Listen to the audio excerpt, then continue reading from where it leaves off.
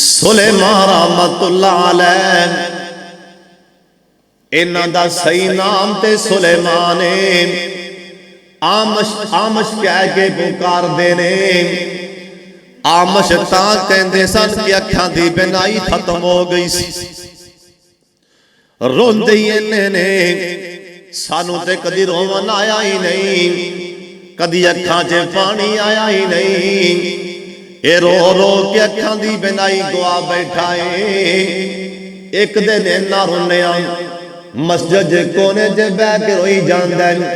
साथी कह लगे आमश अज दस दे रोना क्यों है? आंदा 40 साल हो गए मैं एक नमाज भी बगैर जमात तो नहीं पढ़ी। मैनू 40 साल हो गए एक भी नमाज में जमात तो बगैर नहीं पढ़ी। एक मेरी जमात रह गई जिस टाइम मैनू चेता आंदा मेरे को अखां ते कंट्रोल नहीं आंदा। मैनू जमात याद आंदी है, मेरे को दिल ते काबू नहीं पाया जांदा। साथी कह लगे ओ इमाम आमश ओ नमाज तेरी किवें रह गई सी? 40 साल जो पढ़िया एक जमात किवें कढ़ बैठा? कह लगे पुछन वाले मेरी मां फौत हुई सी।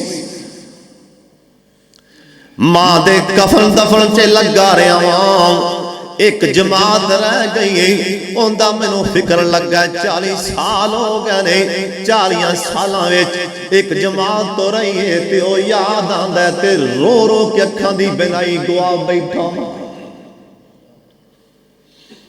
और सानू रोवन क्यों नहीं आंदे?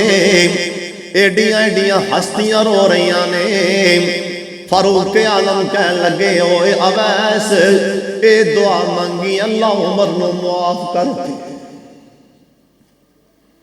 सानू आपदे बड़े वैल या तवीज दे इत्थे बन के जमा फलाना मर जाए या शहर दे कारोबार चल जाए, वो ध्यान ही को नहीं है।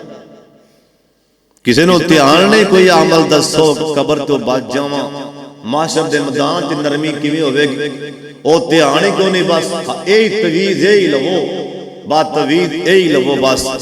अगर मैनू ना टेलीफोन परसों आया हाफिज साहब मैं फलां थां तो बोलना पिया, मैं जी वीरे गल कर शामकोट च फलाना घर है, मैं चाहना शादी मेरी उधर होवे, मैनू यही